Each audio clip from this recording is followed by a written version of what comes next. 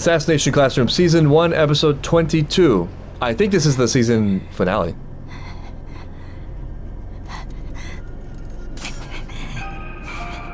End of season. End of Nagisa's innocence. Maybe he wants to die.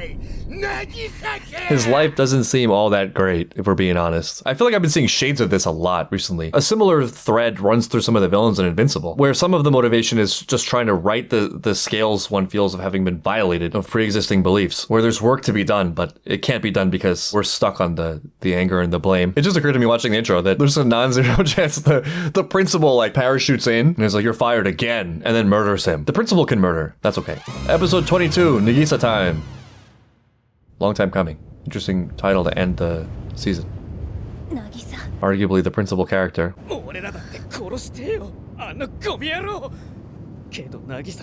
Yeah, that is a lot of the drama here, right? It's the tension. It's very possible. He says, smiling. Oh, what the heck? Wow, interesting. This is really cool. Though, maybe there's another way than throwing whatever that was at his spine. We don't know for sure one way or the other. Right. Even if we go all the way down, just taking the assassination thing at face value, not as a narrative device, murder is not the same thing as assassination. There's a fundamental character distinction there. There's a deliberateness and element of control in one and not the other.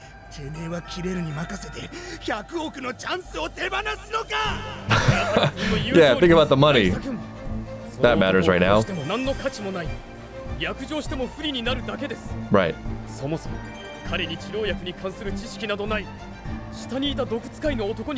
Right, yeah. All hope is not lost.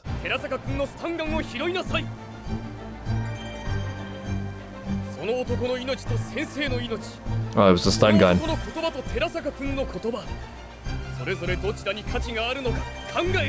Good question. Yeah, I don't know. I don't explain the thought I'm having right now, but you can approach him with the intent to kill and not kill him, if that makes sense. There's like the element of mastery that is being explored here somewhat.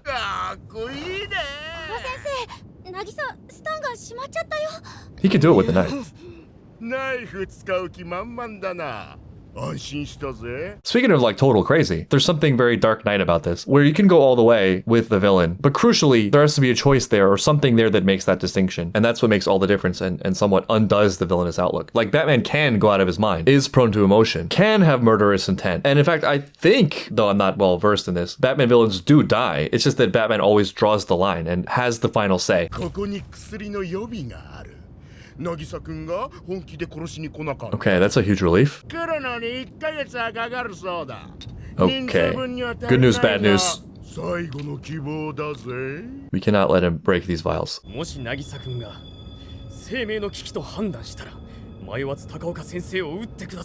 Okay, that's interesting. Because we've come this far. Yeah, this feels different. And he didn't exactly say or specify what danger meant. The obvious reading is just Nagisa's life. There's also a possible element of it that's like, don't let Nagisa fall into spiritual danger and crossing lines he shouldn't be asked to cross.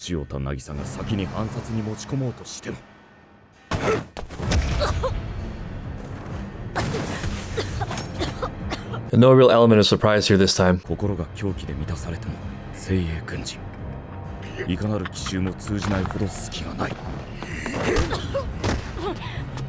Okay, that strategy was kind of a one-off that time.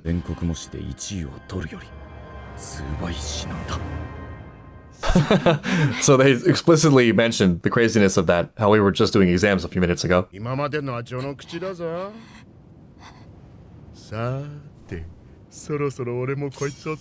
Maybe we took a lesson from karma.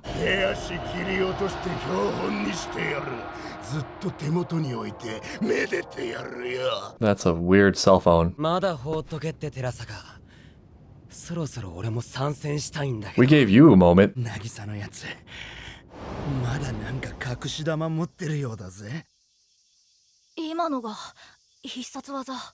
Oh yeah, this is when it comes back. Of course. Damn, what could it be? I'm guessing one of them is the person has to be assured of victory or confident in victory. An assassin must wield a second blade.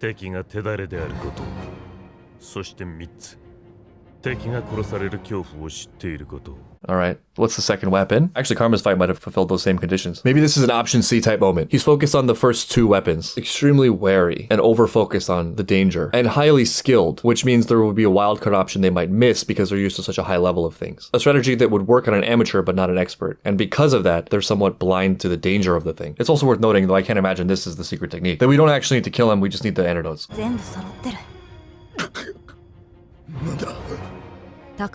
Here's his face again. This is the confidence. I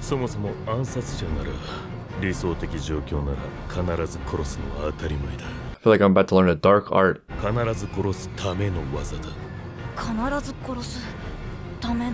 And then you can decide whether or not to do it.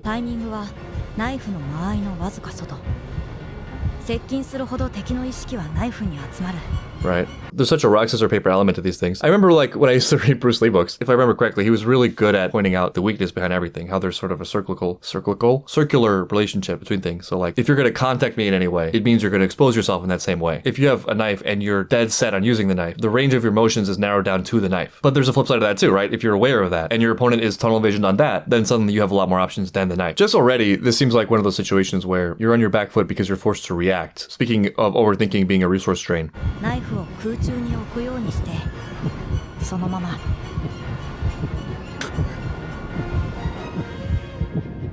He watches the knife.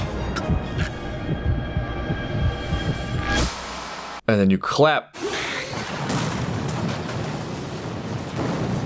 What the hell just happened? Yeah, exactly.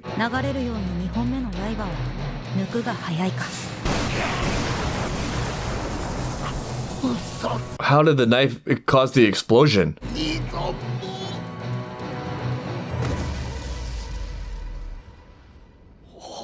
Explain. Explain now.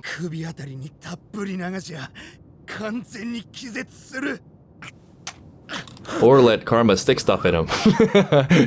Those are your options. 抱いちゃいけない種類の殺意があるってこと。その殺意から引き戻してくれる友達の大切さも。It's good to know that you can do it, and that also that you cannot do it, and that it's your choice. If you know you're capable of it, it becomes less necessary to prove it, and you're probably less encumbered by emotions that'll push you to do it. I think there's a very strong connection between anger and fear. And if you feel capable enough in the situation or whatever problem or interaction that there's no longer any immediate threat, then it suddenly becomes a lot more 3D, and you can make whatever choice you feel is best without being emotionally compulsed into some action that you then are forced to justify with like, he made me do it. This also is great because it's the ultimate defeat of him who's just like totally blinded by his pettiness. You can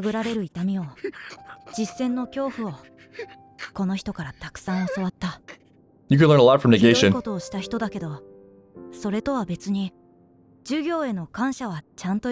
taught us a lot through his terribleness. Speaking of fear.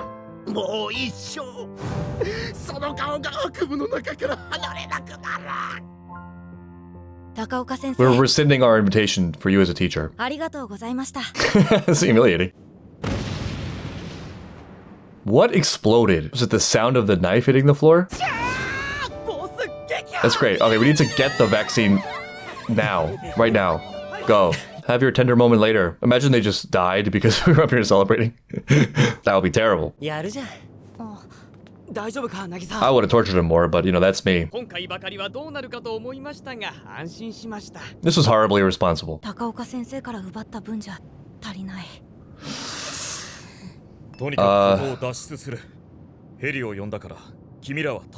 Yeah, what do we do about that? We need to make more quickly.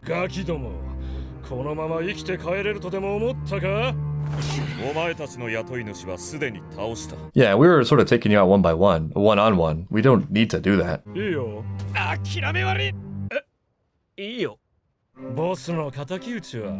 That's nice. Would you like to be a teacher? We always have openings.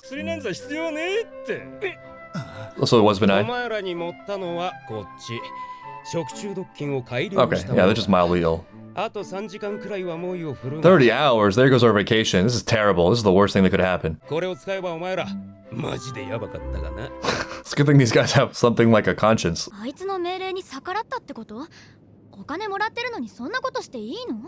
long as you get the money and leave. This actually is a great lesson also. Well, it's shady, but you could always make a choice. There is no like, it's my job. I mean, you just shouldn't make a deal in the first place. But just because you made a deal doesn't mean you can't walk or be ethical to your limits in what you're doing. And then you gotta live with the consequences. I like how even these killers are like, yeah, this guy's terrible. I want to believe it's more than just risk assessment. That's good. That's character strength either way. It can be solved with a supplement. Would you like a job at our school teaching chemistry? Some of our students would really love this and could use it. There's some nobility, some honor among thieves or killers.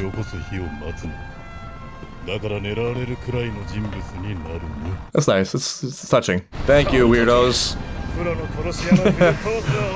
I'll teach you how to eat ramen. No one took him up on the offer. And you got a souvenir. Key item. Oh yeah, she's still here. There's only been 20 minutes?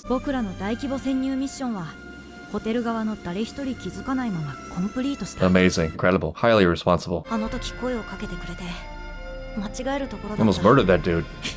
Would have had that on my conscience forever. I love this rationalizing always. The 10 billion, you know, their job is clearly so much more than that. Oh yeah, they were tired before. I guess we won't be getting a beach babe pickup scene. They lucked out on that one. Nah, it was him. It was the teacher.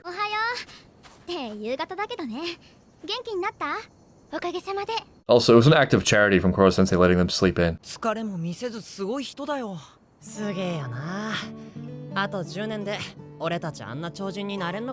You can be more.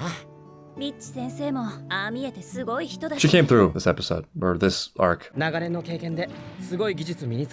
And coffee. It doesn't stop at ramen. I'm glad. If we get nothing else out of this, that's good. Something to avoid. This is great. Yeah, that's exactly it.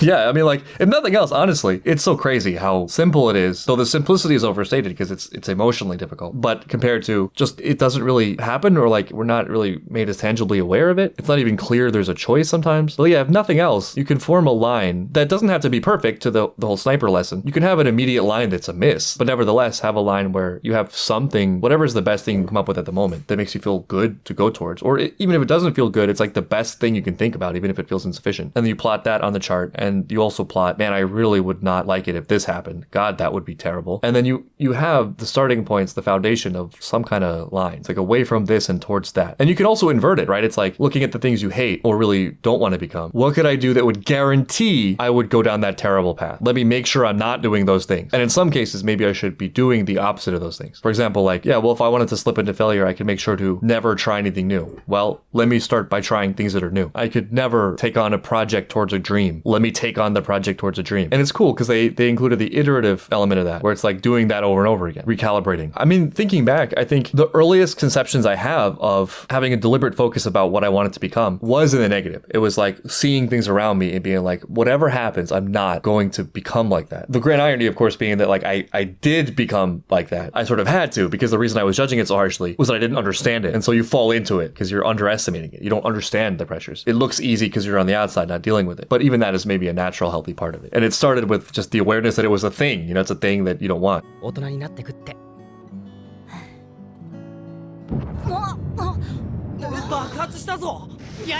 Nah. I still don't understand the gambit. The knife thing. Was it actually just a clap? Right. You're finally learning.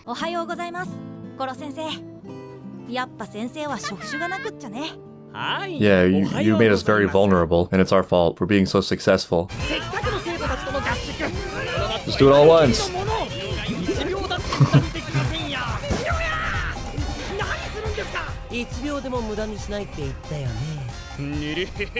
Proud of you. Ending season 1 as it began.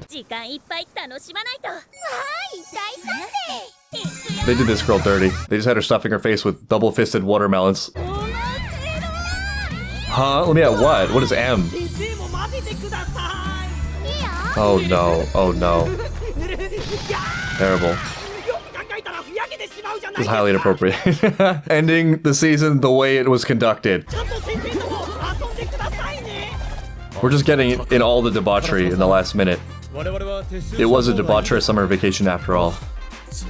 And tell no one about what has occurred here. Yeah, like I said, it's not much of a swimsuit. There is fabric.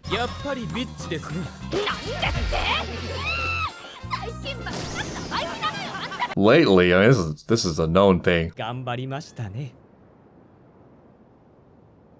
This is different. This is very, very sincere and special interest. Real appreciation beyond teacher-student there. This is a bond. It's interesting. I don't know what it is. It's subtle. But that crossed the line, not in a bad way, though he has definitely crossed the line in this episode, where it transcended the parameters of the relationship for a second. It was real respect and awe.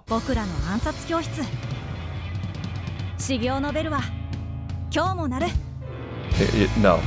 No, still no, but sweet. Was Terminator?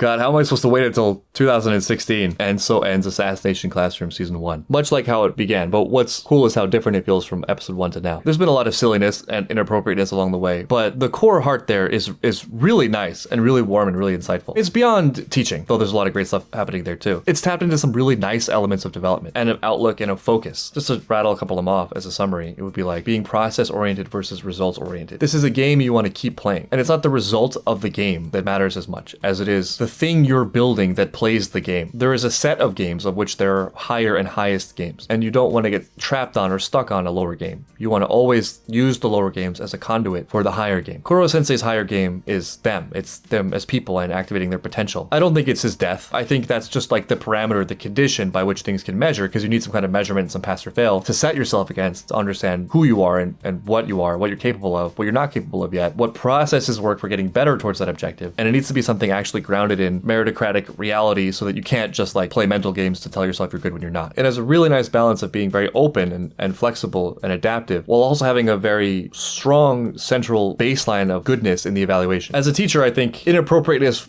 played for humor aside and, lusting after his female students, which you should never admit to. You keep that buried deep down. You got to pretend that's not possible and be surprised if anyone mentions it. Never thought about it. That's disgusting. That aside, he's such a great teacher for being just so attentive, so clearly having his North Star being it's service for them. It's not about his ego, though he has an ego. It doesn't get in the way of his service to them. He recognizes that they're individuals and you can't just ram down their throats some boilerplate methodology thinking that the methodology is the point or that your authority is the point, that the subject is the point. Those are all lesser games, though they also can be important and they can be tools of the larger game. He really, really gives his all, and I think actually he's probably prepared to give his life, which is great drama because it like increases the feeling of dread as we get farther and farther in the show, because that's the conclusion, right? I still am holding on to this idea that the ultimate resolution, the most satisfying resolution would be for the students to outgrow him and get to such a point where they can beat him without killing him, or we don't really know. I don't know what the actual thing is. He's gonna blow up the earth allegedly. It's hard to believe. There's got to be something more to that. If they can get to that, if they can identify that and find some other solution, that would maybe be them surpassing him because he obviously can't see another solution, or there's something like that going on. It's also really heartwarming and touching and sad that they have so much faith in him. They don't even have to process really the idea of them killing him and being successful, because I think on some subconscious level they don't actually believe they can. They think he's invincible, which he's not. One of the elements I love about the covering teaching is how there's sort of a choice to make as a teacher. You can go down the road where, whatever, it doesn't really matter. It's just a job. These kids have a bunch of teachers. They're gonna have a bunch of teachers. They have a lot more years in school. These subjects don't matter. I want to just do my job with as minimal pain as possible and then just move on. Versus like,